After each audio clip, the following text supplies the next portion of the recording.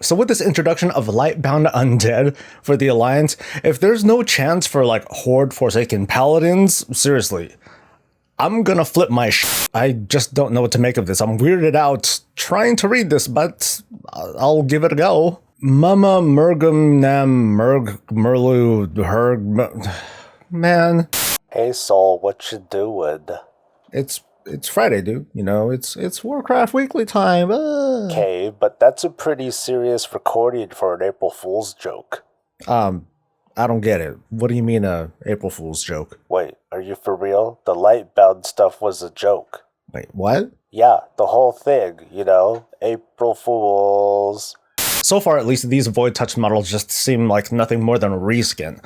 My hopes are that they go into this a little bit more with like voidy tattoos and a more perverted set of voices, because, you know, tentacles. Yay, yay. So let's talk about the change to the old priest artifact weapon. Beyblade, I guess, is a play on either the acronym or the parody of the anime, or perhaps both. And this could lead to some really interesting reactions from fans and maybe some licensing issues. So I spent all week preparing like nothing. Yeah. Dude. This is gonna be like a 25-minute video. This could have scored me like $4 or something. Yeah, dude, it would have put me on the map. I would have crushed my rivals and make them bend the knee or something cool like that. Nope. Yeah, okay. That's a little it's a little confrontational, right? I'll scrub that. Right. Hey, it's Soul. It's April 5th, 2019. This is Warcraft Weekly. These are the beautiful, lovely sponsors that we have. Feel free to join in. This month marks 3 years since I started taking YouTube stuff seriously, and really, like, what a long, strange trip it's been. Yeah, the only trip you're missing is a trip to the bank. Ha. Shut up. As of this recording, at least, we're still holding our breath, waiting for the 8.2 PTR to be deployed on the test ROMs so we can dissect it, play through it as if it were live, and then ask, hey Blizz, where's the content? Months before any of this stuff goes live. For April Fool's Day, Blizzard released their usual set of patch notes, but so did Wowhead. Clearly, a lot of work was put into crushing the hearts of both fans and skeptics of Lightbound Undead Alliance peoples. There was only one minor flaw though. This article was posted on a Sunday during Pacific hours. I took one look at the title, I looked at the date, and I was like, no man, Blizzard ain't gonna release no PTR build on a Sunday, rejected. But the Beyblade one, that was kind of good. I liked the wholesomeness to it. Today's news is going to be pretty light, so this is probably the last time that I'll have such an easy weekly to do before the madness of patch stuff comes, but we can't ignore what went down this week either. You ignore a lot of it, actually. Artifact knowledge will continue going up for the next 4 weeks to help ensure that players reach a healthy Heart of Azeroth neck level in time for 8.2. In fact, there are already hundreds of players at neck level 50, the maximum level. So that means that some people have been grinding well over 100,000 artifact power this week in order to get to level 50. And yet there are still people that got to level 50 much sooner than this. So here's a tip, folks.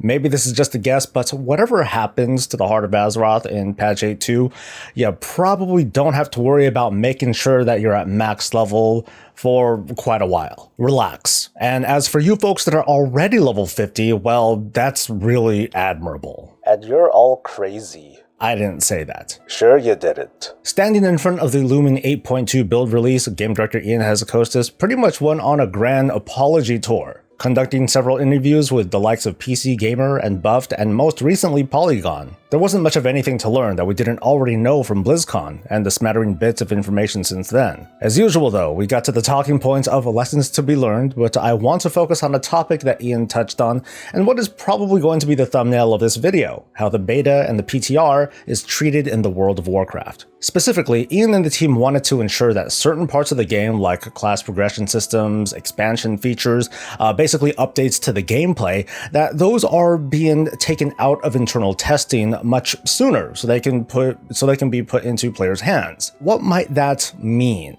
But let's talk about what happened before the battle for Azeroth happened first.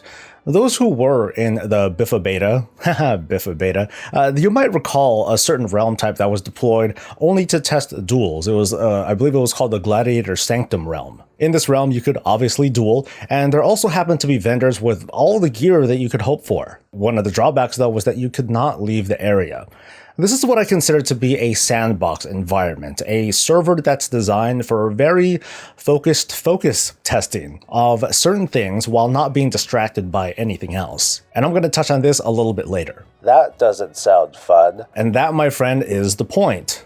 We're not friends. Aww. Blizzard, like many companies these days, make use of PTRs, public betas, that sort of thing. And these serve at least two purposes. From a development standpoint, it gives Blizzard a chance to stress test with real clients instead of bots, and get feedback from people who are testing stuff out, finding out bugs, and most importantly, etc. From a marketing standpoint, it keeps WoW in the news cycle. It keeps the forums going, the pictures circulating, the streamers streaming, the self-styled pundits talking. Because of that though, and here's where my critique comes in, Blizzard has leaned far too heavily on using the PTR and the beta for presenting what they have, not for testing and feedback, as much as they like talking that up. Ian admitted during these interviews that putting the Heart of Azeroth progression system into testing so late in the development cycle was a mistake. And I agree on 2 points. One is that it was a mistake, but two, to also acknowledge that this testing came in really late. I can't speak from personal experience here, I wasn't there, but considering that Blizzard didn't start testing Azerite traits in the beta until 4 months before the launch of BFA, I think that on the one hand, the development of the system may have been rushed, despite it being announced as a working concept at BlizzCon. On the other hand, maybe Blizzard was very confident, or perhaps ignorant, about how successful Azerite traits would ultimately be. And I could understand that mindset too. As a developer, you might be so busy developing that you lose your perspective of what your audience might think. Just ask Wyatt Chang. He doesn't have a name anymore. He's just the don't you have phones guy now. Right. Anyway, regardless, they've already put thousands of hours into developing and testing the system internally before putting it into the hands of public testers. And I think that's something the team absolutely has to learn from when it comes to important systems like class progression. You might be thinking, hey, 4 months is plenty of time to scrap the Azerite trait system and come up with something better. But let me remind you that as of yesterday, April 4th, it's been 1 year since Azerite traits were made testable in the first place. So maybe, just maybe, development takes a while? Now, there's no telling if earlier testing would have changed the ultimate outcome of the Azerite trait system, but what's regrettable is that because of Blizzard's mistake, we'll never know. The other stuff though, like environments, animations, even quest and lore, are very important. But I've got to ask myself and you folks, is it equally as important to test that out for the long-term health of an expansion? I'm going to argue no.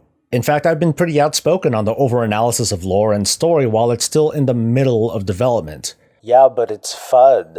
Yeah, but it's fun, yeah. And I know what some of you might be typing right now in response to this, that the story is terrible, that Blizzard needs us to give feedback. Otherwise, we wouldn't get improvements like having player choice in the story, or a buff to justify Nathanos' power against a jacked up Tyrande. But will that improve how our classes play? Is it going to improve our overall outlook of the game? That's an answer to what I think is a separate question, because I do think that that sort of testing of the user experience is very important too, but I don't think that it should be done concurrently with systems testing. So here's what I think might happen in the near future, or at the latest, the beta for the next WoW expansion. When it's finally time to test the alpha or the beta or whatever it is, we might not get to visit this new game world right away. Definitely not as soon as we've been seeing it. I expect that, and here's an example. Instead of testing out the experience of obtaining like our artifact weapon or whatever it is, that when we get into this beta or PTR, we'll just spawn in our capital cities and or even maybe like a special sandbox server with whatever class progression thing that we're given in a certain state, like at max level or at mid level or something like that. And Blizzard will simply ask, hey, check out the changes, here you go. Or maybe we'll log into the beta and the only kind of character that we can make is a resto druid, because at least today, that's the kind of test that they want us to do. It'll be unglamorous, not very fun, just raw testing of systems and changes. Boring. It is boring, but I think we should give that a shot. Blizzard is at fault for the Azerite trade system and the Heart of Azeroth, but it's not only because of their inability to act on our feedback. It's that they didn't give us the opportunity to give this feedback soon enough. It was already too late. So I'm glad that the team is finally ready to admit that, but fans will be surely disappointed that they won't be able to visit this new land, this new world or zone sooner. They won't be able to just check out the lore and provide feedback on that too. I think that can and should still happen, but separately, in limited tests, like later in the development cycle. From the looks of things, trying to make sure that Blizzard can put out a complete build and doing it all together, it just hasn't been as effective. So I'm excited to see how things are going to work out in the future. And that's the show. I want to apologize for there being such a light delivery of content this week. It's been like 6 days or so, and that's the longest that I've gone without getting something out. I totally underestimated how long it was going to take to get this out, so just have some pity and look at it. Okay, check it out if you're interested. Yeah, be interested. Or just do what Bob says. I'm going to try to be a little bit more transparent on the things that I'm working on, so maybe I'll put up a sticky on the Twitter or the Discord or both and let you know what kind of projects I'm working on, the things that are on my mind. Kind of like a to-do list, but then everyone can see it, and maybe you folks at home and on the toilet can get a chance to provide feedback or suggestions for the channel too, because oh god, I love doing what I do and I don't want to stop. So please stick around by liking the video, by subscribing to the channel, by checking me out on Twitch and social media, or to just keep on watching. I'll see you next week, friends. Until then, stay safe, stay happy, and stay breezy.